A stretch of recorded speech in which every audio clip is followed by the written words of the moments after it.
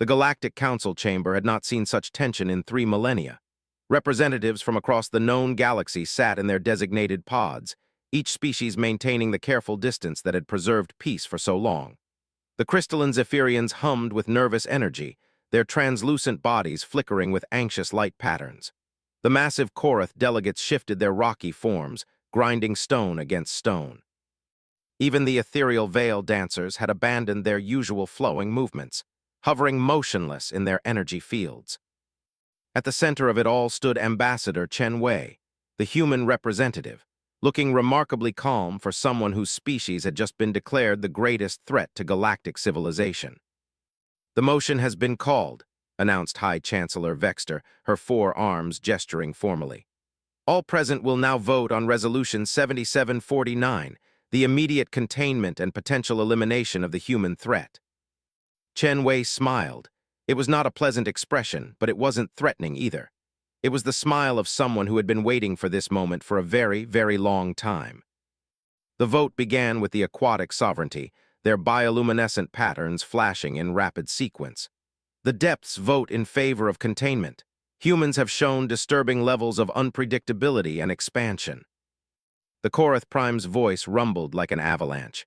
"The stone worlds agree. 3,000 years of peace must not be threatened by one reckless species." One by one, the votes came in. 47 species represented in the chamber. 47 votes in favor of human containment. Chen Wei's smile never wavered. "The resolution passes unanimously," Chancellor Vexter declared, her tone carrying the weight of finality. "Ambassador Chen, your species has 24 standard galactic cycles to prepare for containment protocols. Your expansion beyond your current 12 systems will cease immediately." "Interesting," Chen Wei said, his voice carrying clearly through the chamber's translation matrix. 12 systems, you said." The Chancellor's secondary eyes focused on him. "Yes, your species currently occupies 12 star systems. This expansion ends now." Chen Wei's smile broadened. "See, that's where you've made your first mistake. We don't occupy 12 systems." He paused, letting the silence stretch. "We occupy 1,200. The chamber erupted. Delegates shrieked, roared, and flashed in their species expressions of outrage and disbelief. Chancellor Vexter's 4 arms slammed against her podium. "Impossible, our surveillance shows." "Your surveillance shows exactly what we wanted it to show," Chen Wei interrupted. "For 3,000 years, you've been watching 12 systems where we make noise, build big ships, and generally act like the young, aggressive species you expected us to be. Meanwhile, we've been quietly growing." The Zephyrian delegate's crystalline form chimed with sharp, discordant notes. "You speak of deception on a galactic scale. This is impossible for a species of your technological level." Chen Wei reached into his diplomatic pouch and withdrew a small device. "This is a communicator. Standard human tech, nothing special. I'm going to send a message now." He pressed a single button. 3 seconds later, every screen in the council chamber flickered and displayed the same image. A star map showing the galaxy, with small blue dots indicating human presence. The dots were everywhere. 1,200 systems, Chen Wei repeated. "And that's just the ones we're comfortable telling you about." The silence that followed was deafening. Finally, the ethereal collective's representative spoke, their voice like wind through crystal chimes. "This cannot be verified. You show us images that could be fabricated." Chen Wei nodded. "Fair point, computer, initiate protocol lighthouse." Across the galaxy, in 1,200 star systems, human installations powered up arrays that had been hidden for centuries. Each array sent out a pulse of energy in a specific frequency, a frequency that every species in the galaxy would recognize as artificial, intentional, and definitely not natural phenomena. In the council chamber, monitoring stations began chiming with incoming data. Automated systems designed to track exactly these kinds of energy signatures lit up like festival displays. 1,200 confirmed artificial energy sources, reported the chamber's AI. All using technology consistent with human engineering principles. Sources are distributed across all galactic quadrants. Chancellor Vexter's 4 arms were trembling. This is impossible. How did you hide from our sensors, our trade networks, our exploration fleets?" "Who says we hid?" Chen Wei asked. Your trade networks bought our goods, your exploration fleets were welcomed at our stations, your sensors detected us just fine. We just made sure you categorized us as someone else. He gestured and the display changed to show a list of species names. Dozens of them. The Terran Mining Consortium, the Sol Shipping Guild, the Earth Agricultural Cooperative, the Luna Defense Force, the Mars Colonial Authority, the Titan Research Institute. He paused. Should I continue? Because I have about 1,000 more names. The Veil Dancer's energy field contracted sharply. You created false species identities. We created subsidiaries, Chen Wei corrected. It's a business practice. One species, many corporations. You just assumed that meant many species, one corporation each. Your mistake, not ours. The chamber was chaos again, but a different kind of chaos. This wasn't outrage, this was fear. The Aquatic Sovereignties delegate was the first to find their voice. Even so, even with this deception, you cannot match our combined fleets. 1,200 systems cannot stand against 47 unified species. Chen Wei's expression grew thoughtful. You know, that's what everyone keeps assuming. Let me ask you something, Chancellor. When was the last time any of your species fought a real war? The Korath-Zephyrian territorial dispute ended 400 years ago, Chancellor Vexter replied automatically. And before that? The aquatic border conflict, 700 years ago. And before that? The Chancellor's answer came slower. The ethereal expansion wars, 1,500 years ago. Right, 1,500 years since anyone in this chamber fought what you could call a real war. 3,000 years since anyone fought a war for survival. Chen Wei's smile was gone now, replaced by an expression that somehow seemed much more dangerous. Humans have been fighting wars for survival for our entire existence. We've been fighting each other for resources, territory, ideology, and sometimes just because we were bored. We've gotten very, very good at it. The Korath Prime's voice was barely above a whisper. You speak of your own species' aggression as if it were a virtue. It's not a virtue, Chen Wei said. It's just a fact. You've all spent 3,000 years learning to cooperate, to share, to build peaceful trade networks. Very admirable. We spent those same 3,000 years learning to fight better, build better weapons, and win wars more efficiently. Different priorities. Chancellor Vexter's voice carried a tremor. Are you threatening this council? Me, no, not at all. I'm just a diplomat. Chen Wei's expression shifted again, returning to that calm, patient smile. I'm here to deliver a message. The people who sent me, however, they've been preparing for this conversation for 1,000 years. They knew this day would come. They knew that eventually our growth would threaten your comfortable peace. They knew you'd try to contain us. He gestured to the star map still displayed around the chamber. Every one of those 1,200 systems has shipyards. Every one of those systems has been building ships for centuries. We haven't been building exploration vessels or trade ships or research platforms. The smile widened. We've been building warships. The silence stretched until the ethereal collective's representative spoke. How many ships? Computer, display current fleet statistics. New numbers appeared on the displays. The delegates who had breathing apparatus drew sharp breaths. Those who didn't began trembling in their species' equivalent expressions of shock. 100 million combat vessels, Chen Wei read from the display, ranging from single-pilot fighters to dreadnoughts carrying crews of 50,000, all combat-ready, all currently powered and operational.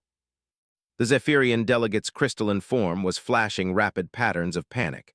This is impossible. The resource requirements alone would be impossible if we were building them the way you build ships, Chen Wei agreed. But we've had 3,000 years to figure out more efficient methods. Automated shipyards, self-replicating manufacturing systems, resource extraction on scales that would probably horrify your environmental protection agencies. You're strip mining entire worlds, the aquatic delegate accused. Only the dead ones, Chen Wei said cheerfully. We're not monsters, but there are a lot of dead worlds in 1,200 systems, rock, metal, and energy. That's all you need for shipbuilding if you're willing to think big. Chancellor Vexter's 4 arms were pressed against her podium, as if she needed the support to remain upright. What do you want? Want? Chen Wei looked genuinely surprised. Oh, we don't want anything from you. This isn't a negotiation. This is a notification. A notification. You declared war on humanity. We accept. His smile returned, and this time there was nothing pleasant about it at all. We've been waiting 3,000 years for someone to give us a good reason to test our new toys. Thank you for that. The chamber erupted again, but Chen Wei wasn't finished. Computer, open a channel to Terra Prime. A new voice filled the chamber, speaking in crisp, clear English that the translation matrix converted for all present. Terra Prime Command, Admiral Sarah Reyes speaking. We show green across all theaters, Ambassador. Are we authorized to proceed with Operation Lighthouse? You are so authorized, Admiral, Chen Wei replied. Local time is now 0 hour. Copy that, Ambassador. All fleets are moving to operational positions. Lighthouse protocol is now active. Terra Prime out. The connection closed, and Chen Wei turned back to the Council. Lighthouse protocol, he explained conversationally, is what we call our opening move. Right now, human fleets are jumping to strategic positions throughout the galaxy. We'll be establishing a presence near all major population centers, trade routes, and military installations. This is an act of aggression, Chancellor Vexter shouted. No, Chen Wei corrected. This is a response to your act of aggression. You declared war on us, remember. We're just accepting your challenge with the enthusiasm it deserves. The Veil Dancer's representative spoke in harmonics that translated as barely controlled terror. How many of our worlds will you destroy? Destroy? Chen Wei looked genuinely puzzled. Who said anything about destroying anything? We're not conquerors, we're not even particularly territorial, we're just competitive. I don't understand. Chen Wei's smile was almost paternal now. 3,000 years ago, you all achieved peace by agreeing to stop competing with each other. You divided up resources, established territories, and agreed that conflict was inefficient, very civilized. But humans never stopped competing. We compete with each other, with our environment, with mathematics, with physics itself. We've gotten very good at it. He gestured to the displays showing human fleet positions. You wanted to test your strength against ours, so we're going to compete. Winner takes nothing because we don't want your worlds. Loser. Well, the loser will have learned something valuable about the current state of galactic military capabilities. You're talking about genocide? The Korath Prime rumbled. No, I'm talking about war, Chen Wei replied. If we wanted genocide, this conversation would already be over. We're giving you the courtesy of formal hostilities. You can surrender at any time. Surrender to what terms? Oh, no terms. If you surrender, we'll accept it and go home. If you don't, we'll keep competing until one side can't continue. Either way, we get to find out how much we've all improved over the last 3 millennia. The chamber fell silent again. Finally, Chancellor Vexter asked the question they were all thinking. How long do you estimate this conflict will last? Chen Wei considered this seriously. Based on our projections, assuming you put up a reasonable fight and don't surrender in the first week, he paused, calculating. About 6 months, maybe 8 if you're really creative. 6 months to conquer 47 species. 6 months to achieve whatever victory conditions you want to set, Chen Wei corrected. We're not picky about the specific terms, we just want a good war. It's been too long since we've had one. The ethereal collective's representatives spoke in harmonics that could barely be translated. You speak of war as if it were recreation.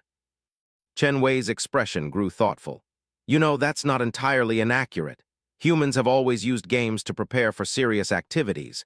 Sports, simulations, competitions of all kinds. We've been playing war games for 3,000 years, getting better and better at them. This will be our chance to find out how much we've actually learned. He stood up from his chair, straightening his diplomatic uniform. Ladies, gentlemen, and entities of all classifications, he said formally, this concludes the diplomatic phase of our interaction. I'll be returning to Terra Prime to file my report. The next humans you encounter will probably be wearing different uniforms.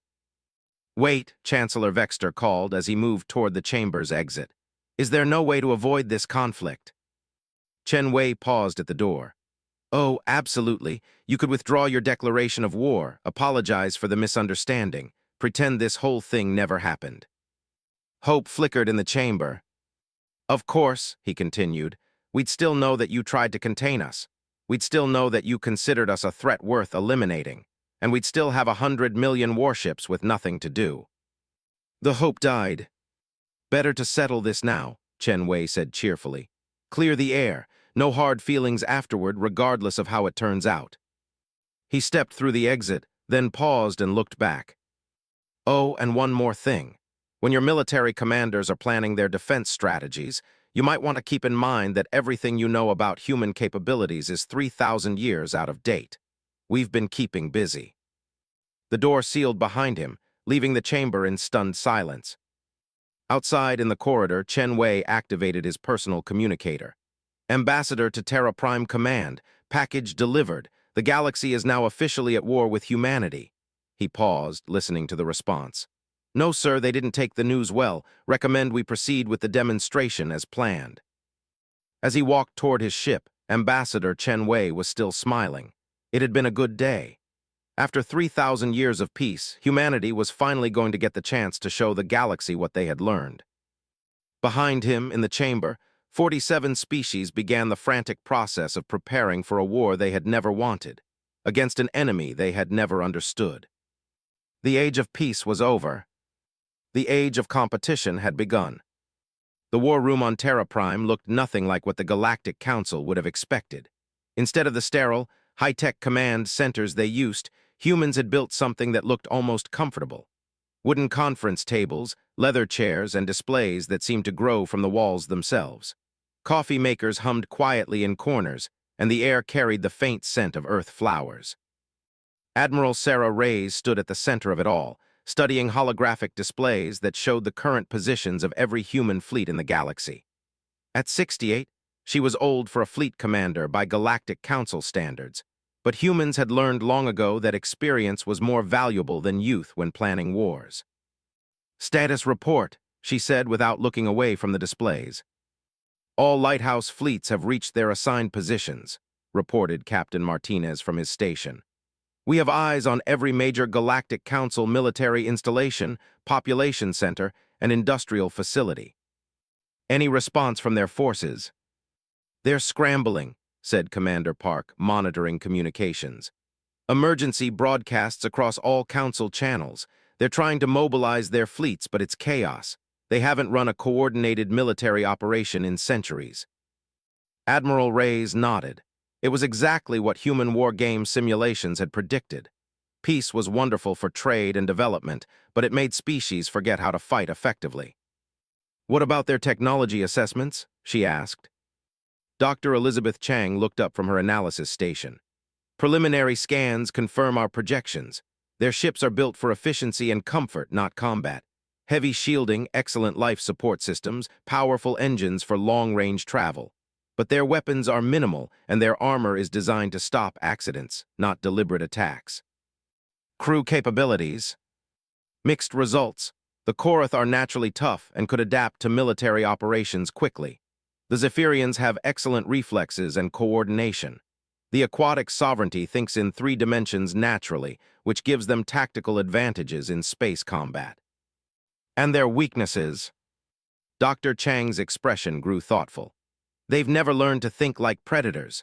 3,000 years of cooperation has trained them to look for win-win solutions, to avoid conflicts, to share resources rather than fight over them. They're trying to prepare for war, but they're still thinking like diplomats. Admiral Reyes turned to face the room. Recommendations. Captain Martinez was the first to speak. We could end this in hours. One coordinated strike on their command structures, and they'd have no choice but to surrender. That would prove we could beat them, Commander Park added, but it wouldn't prove how much we'd learned. If we're going to test our capabilities, we need them to fight back effectively. Dr. Chang nodded agreement. From a research perspective, we need this conflict to last long enough to generate meaningful data. We've been developing military technology for 3,000 years without field testing it. This is our chance to find out what actually works. Admiral Reyes smiled. She had trained most of these officers personally, and they understood the real objectives of this war. It wasn't about conquest or destruction. It was about learning. Very well, we'll implement the graduated response protocol. Start with demonstrations of capability, then escalate gradually to give them time to adapt and respond. I want this war to be educational for both sides. Understood, Admiral, Captain Martinez replied. What's our first move? Something that will get their attention without causing permanent damage. Dr. Chang, what's the status of the Council's primary communications network? They use a system of quantum entanglement relays spread across the galaxy. Very sophisticated, very reliable. They're quite proud of it. Perfect, Captain Martinez. I want you to prepare a small task force. Nothing threatening, maybe 50 ships. Have them visit each quantum relay station and turn them off. Just turn them off. Temporarily disconnect each relay from the network. Don't damage anything, don't hurt anyone. Just demonstrate that we can access their most secure infrastructure whenever we want. Captain Martinez grinned. That will definitely get their attention. Commander Park, while Captain Martinez is handling that, I want you to start preparing for Phase 2. If they respond to the communication shutdown by mobilizing their fleets, we'll need to show them what our ships can actually do. What kind of demonstration did you have in mind? Admiral Reyes gestured to the main display, which showed the galaxy-wide positions of Council forces. Pick their most impressive fleet, whatever they consider their strongest military force, then arrange for a single human ship to visit that fleet and perform some basic maneuvers. What kind of maneuvers? The kind that will make them realize that their ships were designed by civilians for civilians, while our ships were designed by warriors for war. Dr. Chang looked up from her station. Admiral, I'm receiving reports from our intelligence networks. The Council is already implementing emergency protocols. They're pulling their civilian populations into secure facilities and beginning resource mobilization for extended conflict. Good, that means they're taking this seriously. Admiral Reyes paused. Any signs that they're considering surrender? None whatsoever. If anything, they seem to be getting angrier rather than more frightened. Intercepted communications suggest they're viewing this as an insult that requires a strong response. Admiral Reyes nodded approvingly. Excellent. Pride is good motivation for a proper fight. Commander Park, add this to your tactical assessments. They're not going to back down easily. Plan accordingly. Yes, ma'am. The next few hours passed quickly as human forces began their demonstration campaign. Captain Martinez's task force executed their mission flawlessly, visiting quantum relay stations throughout the galaxy and politely, but firmly shutting down the Council's primary communication network. They left small recording devices at each station with messages explaining that the shutdowns were temporary and would be reversed as soon as Council forces demonstrated they could protect their own infrastructure. The responses were immediate and predictable. Emergency broadcasts flooded backup communication channels. Council fleets began mobilizing toward human positions. Diplomatic messages demanding immediate cessation of hostilities poured in from all 47 member species. They're trying to surround our lighthouse fleets, reported Commander Park. Standard pincer movements, textbook encirclement tactics, very methodical, very predictable. Which means they're thinking like engineers rather than warriors, Admiral Reyes observed. They're trying to solve this problem with math and logic. Should our fleets withdraw to avoid engagement? Absolutely not. This is exactly what we wanted. Order all lighthouse commanders to maintain position and prepare for Phase 2 demonstrations. Admiral Reyes studied the tactical displays showing Council fleets moving toward human positions. It's time to show them what our ships can actually do. The first engagement occurred near the Zephyrian home system, where a Council fleet of 200 ships moved to surround a single human vessel, the cruiser Beijing, commanded by Captain James Park, the commander's younger brother. Captain Park watched the approaching Council ships with professional interest. The Beijing was one of the newer human designs, built specifically for deep space combat operations. Unlike the Council ships, which were essentially armored passenger vessels with weapons attached, the Beijing had been designed from the ground up as a predator. 200 ships, reported his tactical officer. They're maintaining standard approach formation, trying to establish a sphere of containment around our position. What's their weapons status? Minimal. They're powering up what look like defensive systems, but their offensive capabilities appear limited. Energy weapons designed for asteroid mining, kinetic weapons that might be effective against stationary targets. Captain Park nodded. Open a communication channel. The response came immediately. A Zephyrian commander appeared on the main screen, their crystalline form flickering with authoritative light patterns. Human vessel, you are surrounded and outgunned. Surrender immediately, and you will be treated according to standard prisoner of war protocols. That's very generous of you, Captain Park replied politely. "But I'm afraid I can't surrender just yet. I have a demonstration to perform." Demonstration. Computer, execute maneuver set Alpha 7. The Beijing's response was instantaneous. The ship didn't turn or rotate like the Council vessels expected. Instead, it simply moved. One moment it was in the center of the Council formation, the next it was 15 kilometers away, having accelerated to combat speed in less than a second. The Council ship's sensors struggled to track the movement. By the time they had reacquired the Beijing, it was already executing its second maneuver, moving in a pattern that seemed to ignore basic physics. "How is that ship maneuvering?" the Zephyrian commander demanded. "Inertial dampening fields and gravitational manipulation," Captain Park explained cheerfully. "Standard equipment on all human combat vessels. We found that ships perform much better in battle when the crews don't get turned into paste by sudden acceleration." The Beijing continued its demonstration, moving through the Council formation like a fish swimming through kelp. It wasn't attacking or threatening, just moving in ways that should have been impossible for something its size. "Your ships are very impressive," Captain Park continued, "but they're designed for comfort and efficiency. Our ships are designed for war. There's a difference." "You're only one ship," the Zephyrian commander pointed out. "We can still overwhelm you with numbers." "You could try," Captain Park agreed. "But before you do, let me show you something else. Computer, active scanning sweep of all surrounding vessels." The Beijing's sensors reached out and touched every Council ship in the formation. But these weren't passive scans. These were active penetrations that bypassed the Council ship's security systems entirely. "I now have complete schematics of all your vessels," Captain Park announced. "Your weapon systems, your shield configurations, your life support networks, your computer cores, everything." He paused. "If I wanted to, I could shut down every ship in this formation without firing a single shot." "Impossible." "Computer, demonstrate on target vessel designation Alpha 1. One of the Council ships suddenly went dark. Its engines stopped, its weapons powered down, its lights went out. For 30 seconds it drifted powerless in space. Then its systems came back online. "That was just a temporary shutdown," Captain Park explained. "No damage, no harm to the crew, but I think you understand the implications." The silence on the communication channel stretched for a long moment. Finally, the Zephyrian commander spoke. "What do you want?" "Want nothing. This is just a demonstration.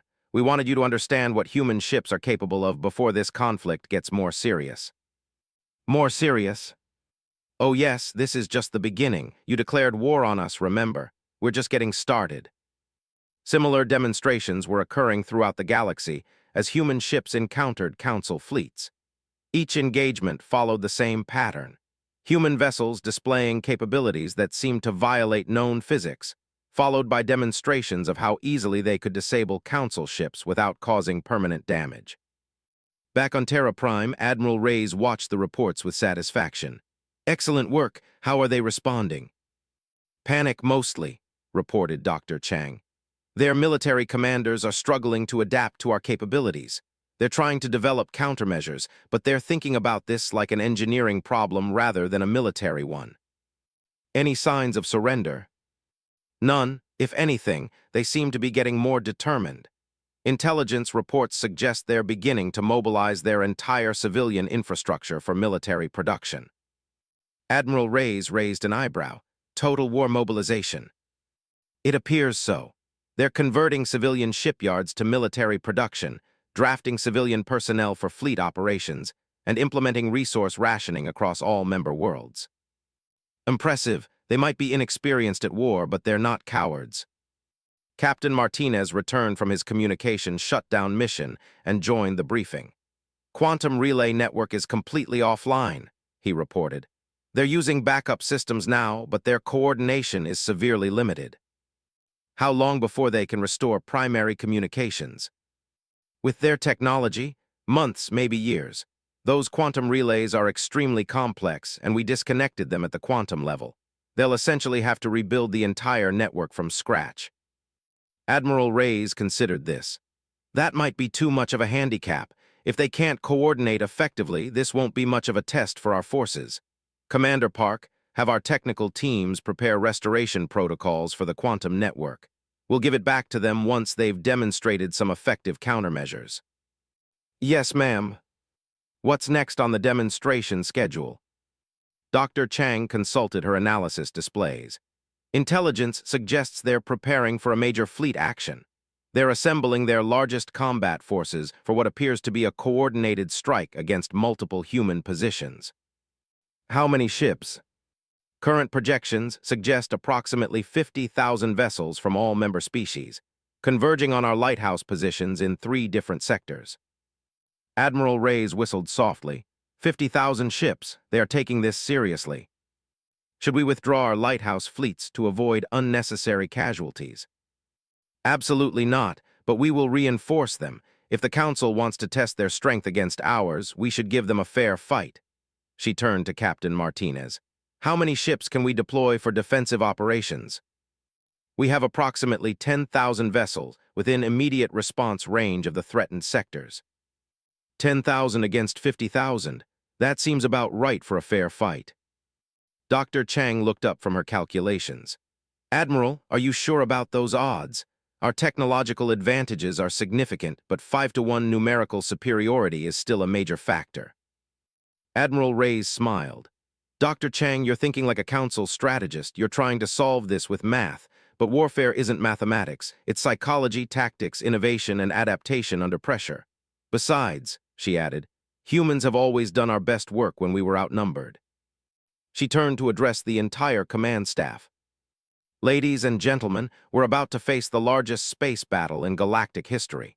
50,000 ships crewed by 47 different species, all united in their determination to prove they can match human military capabilities.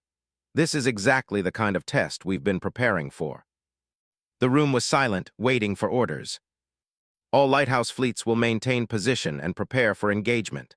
All reserve fleets will move to support positions, but will not engage unless absolutely necessary. Our objective is not to achieve an easy victory. Our objective is to learn what happens when human military doctrine meets the combined forces of the rest of the galaxy. Rules of engagement? Asked Captain Martinez. Defend yourselves, protect human assets, minimize unnecessary casualties on both sides. But if they want to fight, we'll give them the best fight they've ever experienced. Admiral Reyes looked around the room one more time. Any questions? There were none. Very well, send the orders. It's time to find out what 3,000 years of human military development can accomplish. As the orders went out across human space, 10,000 human warships began moving toward positions where they would soon face 50,000 council vessels in the largest battle since the galaxy had last known war. The real test was about to begin. The Battle of 3 Sectors would be remembered as the moment the galaxy learned the difference between having warships and knowing how to use them. Captain Elena Rodriguez commanded the human task force in Sector 7, watching as 16,000 council ships formed up in what their military textbooks probably called an optimized battle formation. From her position aboard the destroyer Phoenix, she could see the council commanders had arranged their forces in neat, geometric patterns that would have been impressive at a parade. Tactical assessment, she ordered. They're organized by species, reported Lieutenant Commander Walsh. Korath ships in the center for maximum durability, Zephyrian vessels on the flanks for speed, aquatic sovereignty ships providing rear support with their long-range sensors. Very logical. And very predictable, Rodriguez observed. They're fighting like a committee, each species doing what they think they do best, but no real integration. Orders, Captain. Rodriguez studied the enemy formation. 16,000 ships against her 3,000. The Council had chosen this sector for their primary assault, probably expecting the humans to either withdraw or be overwhelmed by sheer numbers. They were about to learn why humans had spent 3 millennia studying warfare instead of peace.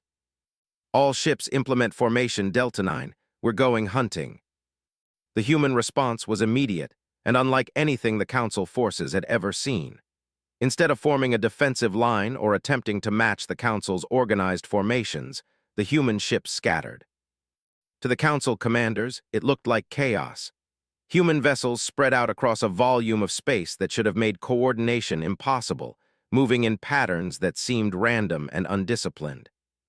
Admiral Kethvar of the Korath Grand Fleet opened a communication channel to the human forces.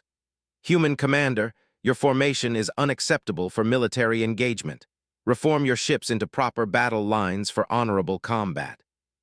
Captain Rodriguez's response was broadcast to all Council ships.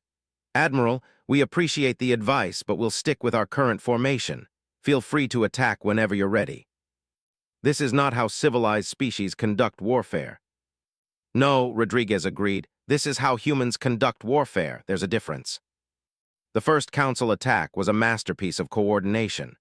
16,000 ships moved in perfect synchronization, their energy weapons creating overlapping fields of fire that should have been impossible to escape. It was beautiful, precise, and completely ineffective. The human ships weren't where the attack was aimed. "How are they moving like that?" demanded the Zephyrian subcommander as human vessels flowed around the energy barriers like water around rocks. "Unknown," reported the Korath tactical officer. "Their ships are not following standard maneuvering protocols. They appear to be operating independently while maintaining some form of coordination." "That's impossible. No force can coordinate thousands of individual units in real-time combat." They were wrong. Human ships could coordinate thousands of individual units because human naval doctrine had never assumed that ships would fight in formation. Every human captain was trained to operate independently while contributing to a larger tactical picture. It was called swarm tactics, and it had been perfected over 3,000 years of simulations and war games. The Phoenix danced through the Council formation like a fighter among elephants. Rodriguez's crew had trained for this their entire careers, not to fight as part of a formation, but to fight as a single unit cooperating with thousands of other single units. "Target of opportunity," reported the tactical officer. "Korath heavy cruiser designation Alpha 7, no escort weapons charging for another volley." "Weapon status: all systems green. Recommend precision strike on their main gun." "Negative, disable their engines instead. I want them out of the fight, not destroyed." The Phoenix's weapons were nothing like the energy beams the Council used. Instead of trying to overwhelm armor with brute force, human weapons were designed for precision. The pulse that struck the Korath cruiser lasted less than a microsecond and hit a target smaller than a dinner plate. The cruiser's engines died instantly. "Council Vessel Alpha 7, this is Captain Rodriguez," she broadcast to the disabled ship. "Your engines are offline, but your life support is intact. You're out of this battle, but your crew is safe. Please stand by for rescue operations." Similar exchanges were happening across the battle zone. Human ships struck with surgical precision, disabling Council vessels without destroying them. It wasn't mercy, it was efficiency. Dead ships couldn't learn from their mistakes, but disabled ships could. Admiral Kethvar watched in growing frustration, as his perfectly organized fleet was systematically taken apart by forces that refused to fight properly. "How many ships have we lost?" 4,000 disabled, sir. No casualties reported, but the damaged vessels are completely out of action." "And human losses?" "Unknown, sir. We cannot track their movements effectively enough to assess damage." "What do you mean, unknown?" "Sir, their ships do not maintain consistent positions long enough for damage assessment.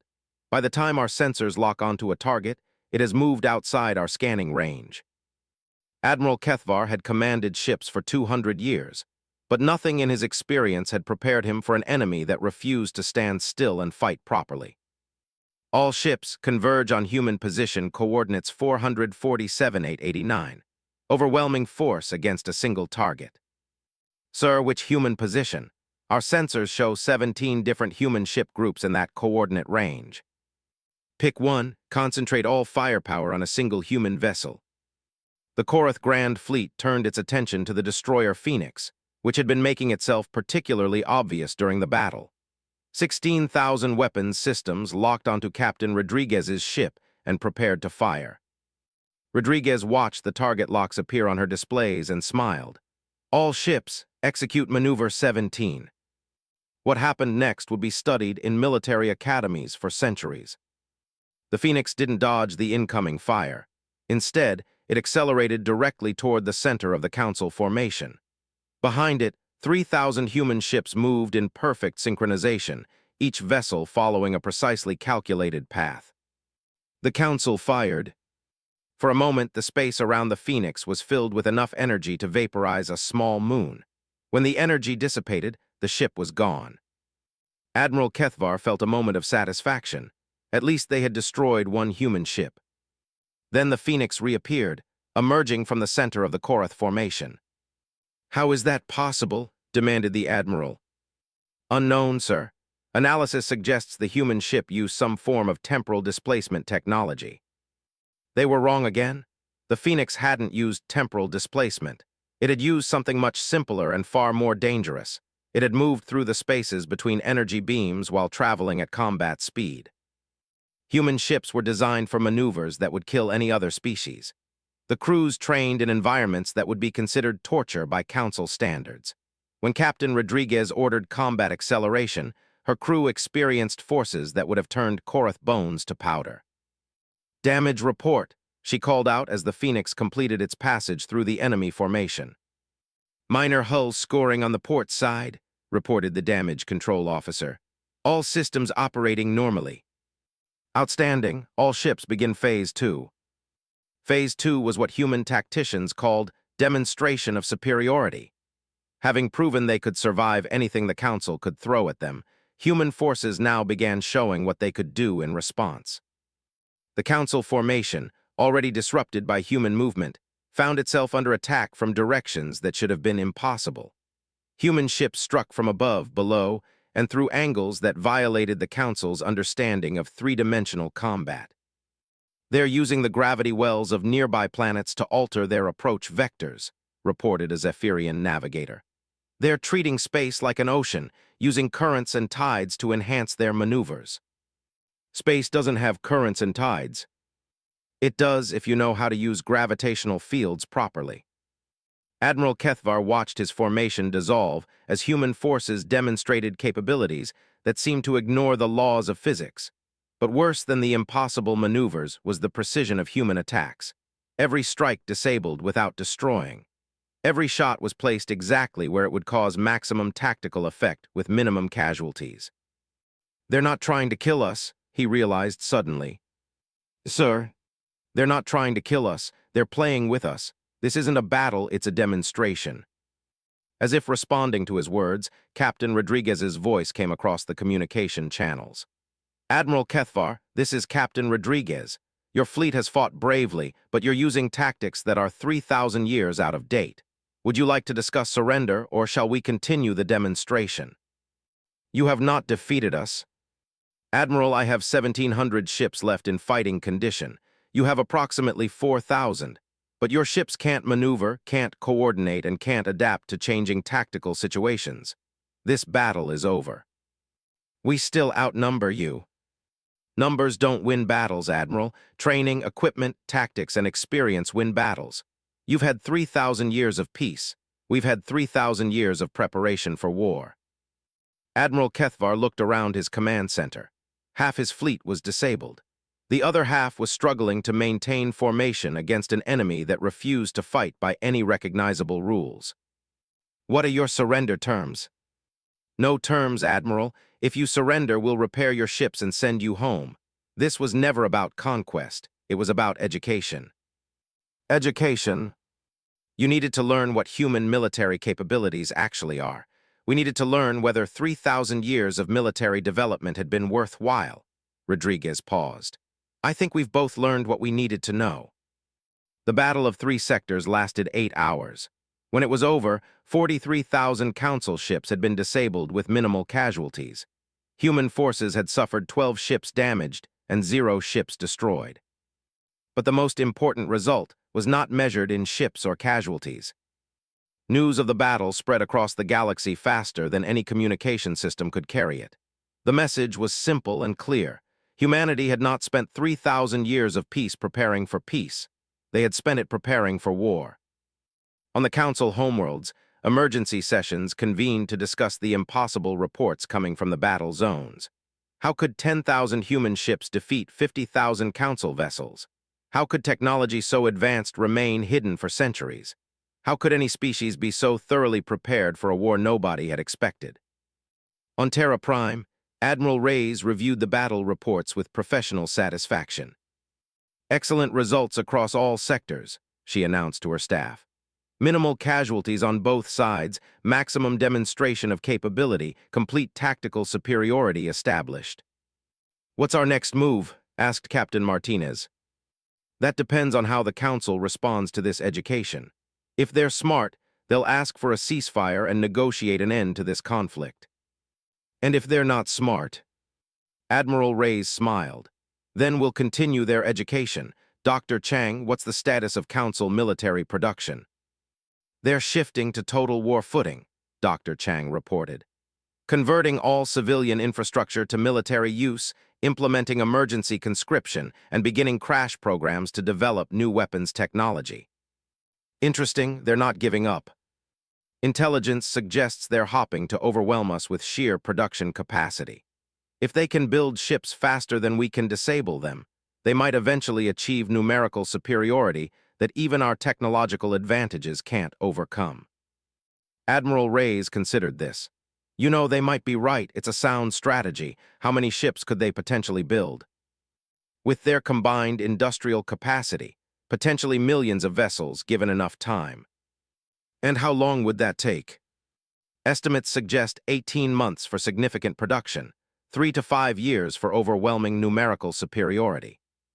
We can't let the war drag on for years. That would be bad for both sides." Admiral Reyes turned to Captain Martinez. "Prepare Phase 3 operations." "Which operations, Admiral?" "It's time to show them our production capabilities. If they want to compete on manufacturing capacity, we should give them a proper competition." Captain Martinez looked puzzled. "Admiral, our shipyards are already operating at maximum capacity. We can't significantly increase production without years of infrastructure development." Admiral Reyes smiled. "Captain, you're thinking like a council strategist again. You're assuming we build ships the same way they do." She gestured to Dr. Chang. "Show them the forge protocols." Dr. Chang activated new displays showing ship production facilities that the council had never detected. But these weren't traditional shipyards. These were something entirely different. "Automated construction swarms," Dr. Chang explained. "Self-replicating manufacturing systems that can convert raw materials directly into finished starships. We've been developing them for the last 1,000 years." "How many ships can they produce?" "Current estimates suggest approximately 100,000 vessels per day, galaxy-wide. But that's if we're building standard combat ships. If we switch to simplified designs focused purely on combat effectiveness..." She paused, calculating. "Potentially 500,000 ships per day." The room was silent. 500,000 ships per day," Captain Martinez repeated. "The beauty of automated manufacturing," Admiral Reyes explained. "Once the system is established, production is limited only by available raw materials, and there's a lot of raw material in the galaxy." She turned back to the main display. "Dr. Chang, activate all forge protocols. I want maximum production starting immediately." "What kind of ships should we prioritize?" "Keep it simple. Fast, maneuverable, well-armed, nothing fancy. If the Council wants a numbers game, we'll show them what real numbers look like."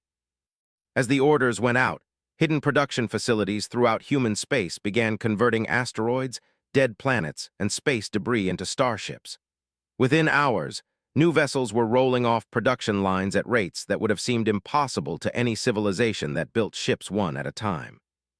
But humans had learned long ago that if you wanted to win a war of production, you didn't compete with your enemy's methods. You changed the rules of the game entirely. The Council was about to learn that lesson as well. 3 weeks after the Battle of Three Sectors, Chancellor Vexter stood before the largest gathering in the history of the Galactic Council. Representatives from all 47 member species had converged on the emergency session, but the mood was unlike anything she had experienced in her century of diplomatic service. "The human fleet strength has increased by 4 million vessels in the past 21 days, she announced to the assembly. "Our intelligence estimates suggest they are producing ships at a rate that exceeds our combined manufacturing capacity by a factor of 50. The chamber erupted in the various expressions of dismay unique to each species. The Zephyrians' crystalline forms chimed discordant notes. The Korath delegates ground their rocky appendages together, and the ethereal collective's energy patterns flickered with what could only be described as cosmic panic. "This is impossible," declared the representative from the aquatic sovereignty. "No civilization can construct starships at such rates. The resource requirements alone would strip entire star systems." "Our analysis suggests that is exactly what they are doing," Chancellor Vexter replied grimly. "Human automated manufacturing systems are converting dead worlds into warships. They appear to have no concern for traditional resource conservation." "Because they don't need to conserve resources," came a new voice from the chamber's entrance. All eyes turned to see Ambassador Chen Wei entering the hall, still wearing his diplomatic uniform, but now accompanied by two humans in military dress. "Ambassador Chen," Chancellor Vexter said carefully, "this is a closed session of the Council. You were not invited." "And yet here I am," Chen Wei replied cheerfully. "Amazing what you can accomplish when your ships can go anywhere they want and your opponents can't stop them." He walked to the center of the chamber, his military escorts taking positions beside him. "I've come to deliver an update on the current status of our educational war," he continued, "and to discuss what happens next. Your forces are engaging in wholesale destruction of natural resources," accused the ethereal collective representative. "You are strip mining entire worlds to feed your war machine." "Only the dead ones," Chen Wei corrected, "and only in uninhabited systems. We're not wasteful." He gestured to his military companions. "Allow me to introduce Colonel Sarah Park, our Director of Resource Management, and Major Elizabeth Santos, our Fleet Production Coordinator." Colonel Park stepped forward. "The Council seems to misunderstand our production methods. We're not destroying worlds, we're utilizing them efficiently. Dead rock and metal serve no purpose sitting in empty space. We're converting useless matter into useful tools." "The rate of production is unsustainable," protested the Korath delegate. "You cannot continue building hundreds of thousands of ships indefinitely." Major Santos smiled. "Actually, we can. Our production rate is increasing daily as new manufacturing systems come online.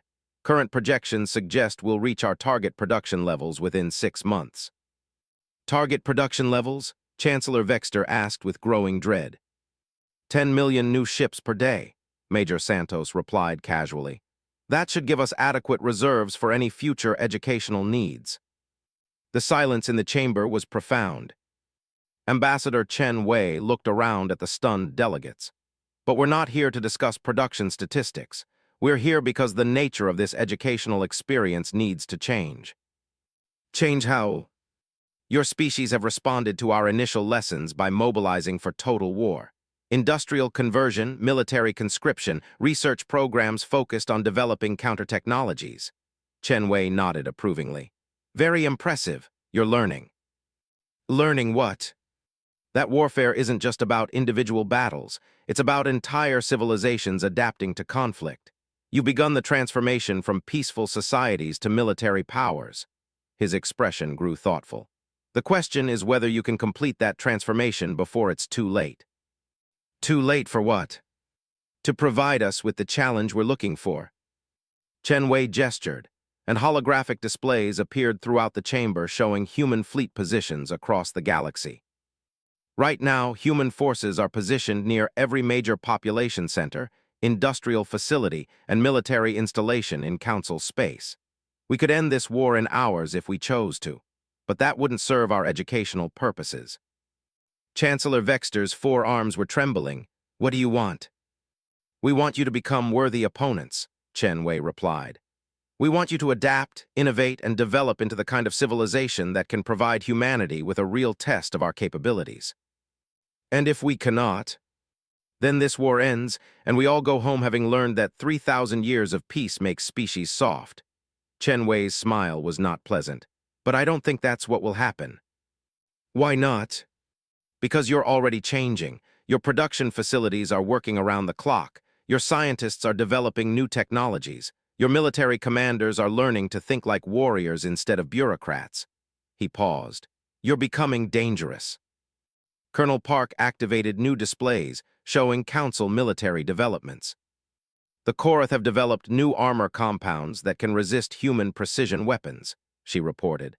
The Zephyrians have created communication networks that function even under human jamming. The aquatic sovereignty has designed ship configurations optimized for swarm defense tactics. Major Santos added her analysis. Council production efficiency has improved by 300% since the war began. They're learning to build ships designed for combat rather than comfort. Most importantly, they're beginning to coordinate between species rather than operating as separate military forces. Ambassador Chen Wei nodded with satisfaction. You see, you're already becoming the opponents we hoped you could be, but you're not there yet. What do you mean? You're still thinking like victims instead of predators. You're building defensive systems to protect what you have rather than offensive systems to take what you want. Chen Wei's expression grew serious. If you want to compete with humanity, you need to learn to think like humans. Which means, stop trying to end this war, start trying to win it. The chamber erupted again, but this time the noise was different. Instead of panic, there was anger. Instead of fear, there was determination. You want us to become aggressors like you, demanded the ethereal collective. We want you to become survivors, Chen Wei corrected. Aggressors, defenders, whatever works, but survivors above all else. And if we refuse, then you'll lose, and humanity will have learned that we're the only species in the galaxy capable of real warfare. He shrugged. That would be disappointing, but not unexpected. Chancellor Vexter stood slowly, her forearms spread wide in a gesture of formal challenge. You speak of education, Ambassador. Perhaps it is time for humanity to receive some education as well. Oh, you assume that 3,000 years of peace has made us weak. But peace also gave us time to develop technologies and capabilities that warlike species never have the opportunity to pursue. Chen Wei's expression grew interested, such as, show them, Chancellor Vexter commanded. New displays activated throughout the chamber, showing images that made even the human delegates pause. The Genesis Project, Chancellor Vexter announced. 3,000 years of collaborative research into the fundamental forces of the universe. We may not know how to build weapons, Ambassador, but we know how to manipulate matter, energy, space, and time itself. The displays showed structures that dwarfed planets, machines that could move stars, and technologies that seemed to violate physical laws. Impressive, Chen Wei admitted, but can you weaponize it? We are about to find out. Chancellor Vexter activated a communication device. All Council worlds, this is the Chancellor. Authorization Omega 7749. Begin immediate conversion of Genesis technologies to military applications. Across the galaxy, research facilities that had spent millennia pursuing purely theoretical knowledge began the process of turning their discoveries into tools of war. You want to see what peaceful species can accomplish when they decide to fight, Chancellor Vexter continued. You will have your demonstration. Ambassador Chen Wei was grinning broadly. Now we're talking. How long do you estimate before you can deploy these new capabilities? 3 months for initial systems, 6 months for full deployment. Perfect. That gives us time to prepare our response. Your response? You don't think humanity has been idle for 3,000 years, do you? We've been developing technologies of our own, military technologies that we've never had an opportunity to test. Chen Wei nodded to his companions, who activated their own displays. Project Prometheus, Colonel Park announced. Human weapons technology designed for conflicts against technologically advanced opponents. The images that appeared made the Council delegates fall silent again. Dimensional warfare systems, reality manipulation weapons, causal loop artillery. Major Santos smiled. We've been very creative. You want to escalate this conflict to technologies that could threaten the galaxy itself? Chancellor Vexter asked. We want to escalate this conflict to whatever level is necessary to determine which civilization is truly superior, Chen Wei replied. If that means using technologies that could reshape reality itself, then so be it. You're talking about weapons that could destroy entire star systems. Or create new ones. The beauty of advanced technology is that destruction and creation are often the same process. Chancellor Vexter looked around the chamber at the representatives of 47 species who had committed themselves to a war unlike anything the galaxy had ever seen. Very well, Ambassador. You want to see what the combined scientific knowledge of 47 peaceful species can accomplish when applied to military purposes. You want to test your weapons against technologies developed by civilizations that have had 3 millennia to study the fundamental nature of existence. Yes. Then you shall have your test. Chancellor Vexter's 4 arms moved in the formal gesture of absolute commitment. This conflict will continue until one side or the other has demonstrated complete superiority. Excellent, Chen Wei bowed formally. In 6 months, we'll reconvene to compare our respective technological developments. Until then, may the best civilization win. As the human delegation prepared to leave, Ambassador Chen Wei paused at the chamber's exit. Oh, and Chancellor, thank you. For what? For proving that peaceful species can learn to be dangerous when they need to be. This is going to be the educational experience we hoped for. After the humans departed, the chamber remained silent for several minutes. Finally, the ethereal collective's representative spoke. Are we certain we want to pursue this course? We are talking about weapons that could threaten the stability of the galaxy itself. The alternative, Chancellor Vexter replied, is to surrender to a species that views war as entertainment. I do not find that acceptable. Then we are committed to this path. We are committed to survival.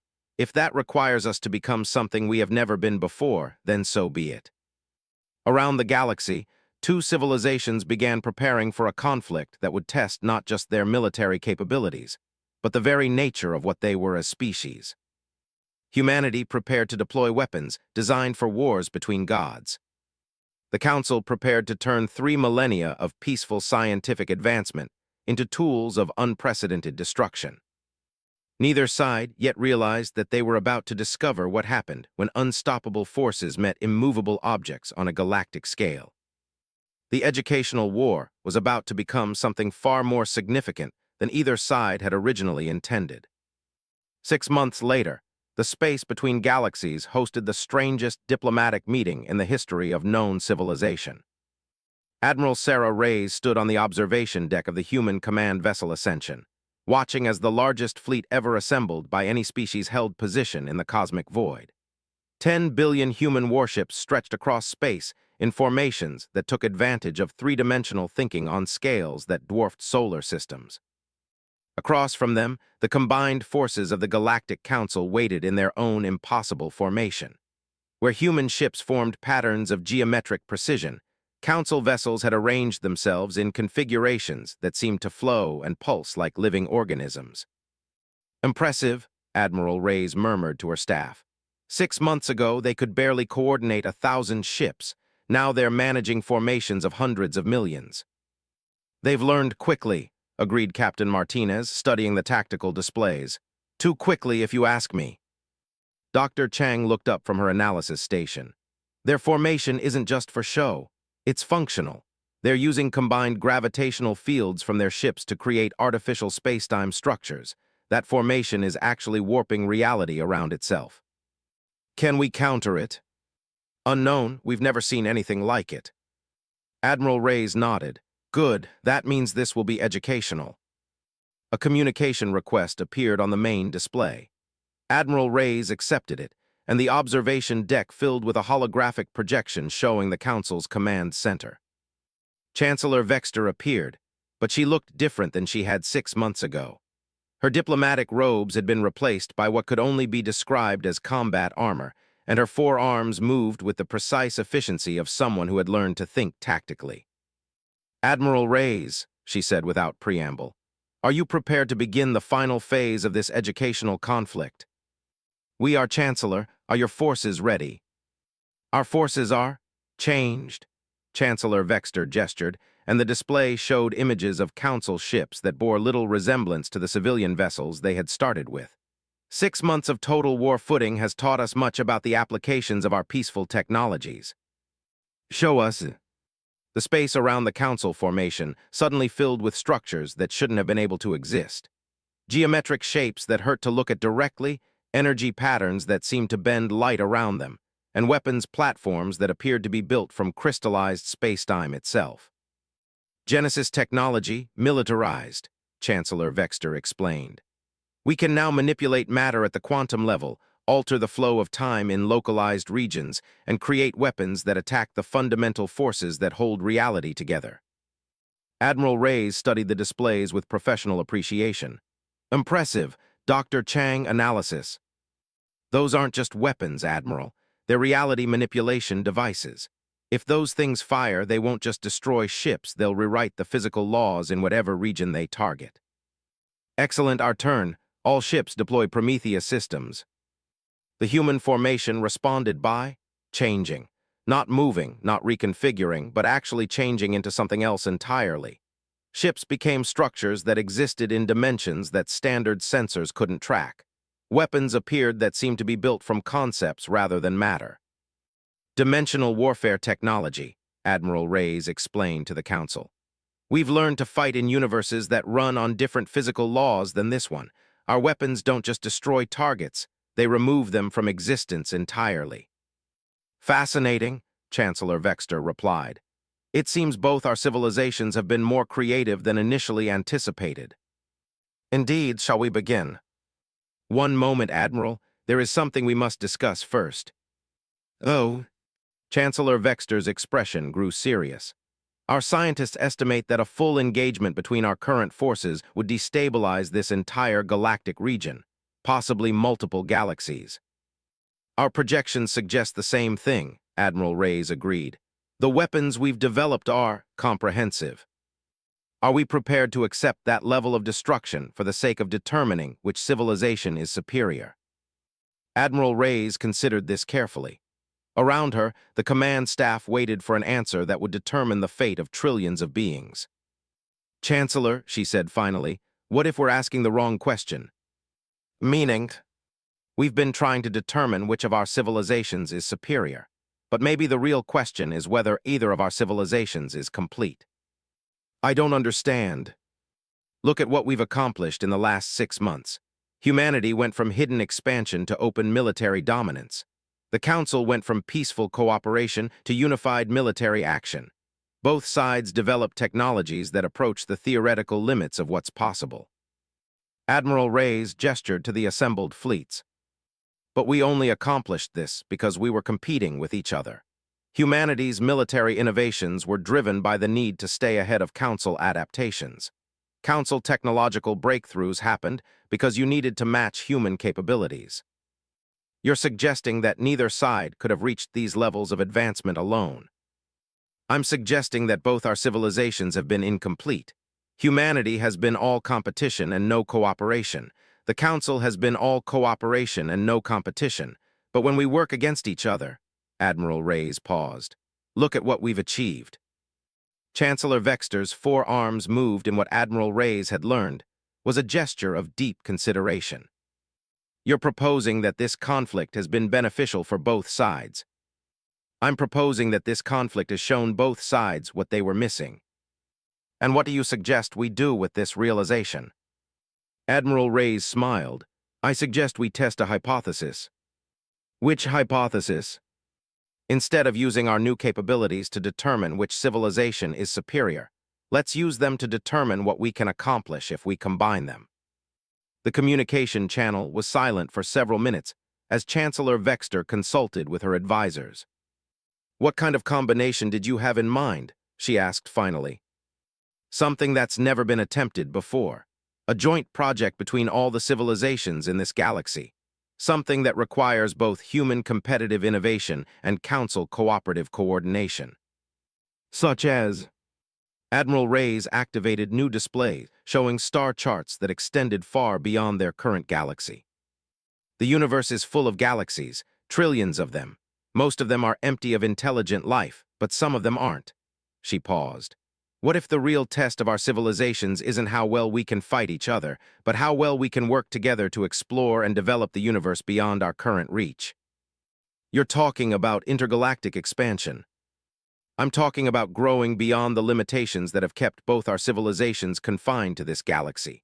Humans have the competitive drive and military technology to handle the challenges of unknown space. The Council has the cooperative infrastructure and scientific knowledge to manage expansion on cosmic scales. Chancellor Vexter studied the star charts. Such an undertaking would require unprecedented coordination between all 48 civilizations. 48 civilizations that have just spent 6 months proving they can adapt to anything when properly motivated. The resource requirements would be enormous. We have 10 billion human ships designed for war and hundreds of millions of council vessels equipped with reality manipulation technology. I think we can handle the resource requirements. The technological challenges would be unlike anything we've ever attempted, which is exactly the kind of challenge that both our civilizations have been looking for. Admiral Reyes leaned forward. Chancellor, humanity has spent 3,000 years preparing for war because we knew that eventually we'd face a challenge that required everything we could bring to bear. The Council has spent 3,000 years building cooperative networks because you knew that eventually you'd face a project that required the combined efforts of multiple civilizations. And you believe that intergalactic expansion represents both challenges simultaneously. I believe that intergalactic expansion is the challenge that both our civilizations have been unconsciously preparing for since we achieved spaceflight. Chancellor Vexter looked around at her advisors, then back at Admiral Reyes. You're proposing to end this war not with victory or defeat, but with partnership. I'm proposing to end this war with graduation. We've both learned what we needed to learn. Now let's apply those lessons to something worthy of what we've become. The silence stretched across the communication channel as Chancellor Vexter considered the proposal. There would be conditions, she said finally. Name them. Human military expansion would be coordinated through Council civilian infrastructure. No more hidden growth, no more deception about your capabilities. Agreed, provided Council scientific development is shared with human military research. No more hiding breakthrough technologies that could have military applications. Acceptable, what about command structure for joint operations? Integrated command teams. Human competitive instincts balanced by Council cooperative oversight. Every major decision requires consensus between both civilizations. And resource allocation, based on capability and need rather than political considerations. If humans are better at building warships, we build the warships. If the Council is better at managing supply networks, you manage the supply networks. Chancellor Vexter's 4 arms moved in the formal gesture of agreement. Very well, Admiral. The Council accepts your proposal. This educational war will end with the beginning of something unprecedented. Excellent. Shall we begin planning? One moment, Chancellor Vexter's expression grew curious. Admiral, may I ask you something? Of course. Was this your plan from the beginning, to use this conflict to push both civilizations toward cooperation? Admiral Reyes considered the question carefully. Honestly, we hoped this war would teach us something about our own capabilities. We never expected it to teach us something about the nature of civilization itself. And what has it taught us? That competition and cooperation aren't opposites. They're complementary forces that both push civilizations to achieve more than either force could accomplish alone. Admiral Reyes gestured to the fleets arrayed around them. 6 months ago, humanity had 1,200 hidden colonies, and the Council had peaceful trade networks. Today, we have technologies that could reshape reality itself and organizational capabilities that span galaxies. That didn't happen because we were working together, and it didn't happen because we were working separately. It happened because we were working against each other in ways that forced both sides to become more than they were. And now we get to find out what happens when we work with each other using everything we've learned. 3 hours later, the largest fleets in galactic history began the process of converting from instruments of war to instruments of exploration. Human warships were refitted with Council reality manipulation technology. Council vessels were equipped with human dimensional warfare systems. The war that had begun with humanity's hidden expansion ended with open cooperation between all 48 civilizations in the galaxy. 6 months after that, the first joint Human Council exploration fleets departed for the Andromeda Galaxy. A year later, they returned with news of intelligent civilizations in distant galaxies who had also achieved advanced technology, but had never experienced the combination of competitive innovation and cooperative coordination that defined the local galactic alliance. The educational war had ended, but the education continued. Across the universe, civilizations that had thought they understood the limits of progress discovered that they had only begun to explore what was possible when different approaches to existence learned from each other. And in the galaxy where it had all begun, humans and council members worked together to build something that neither side could have imagined when the war started. A civilization worthy of the universe it had begun to explore. The age of competition was over. The age of cooperation was over. The age of competitive cooperation had begun. And the universe was about to learn what that meant.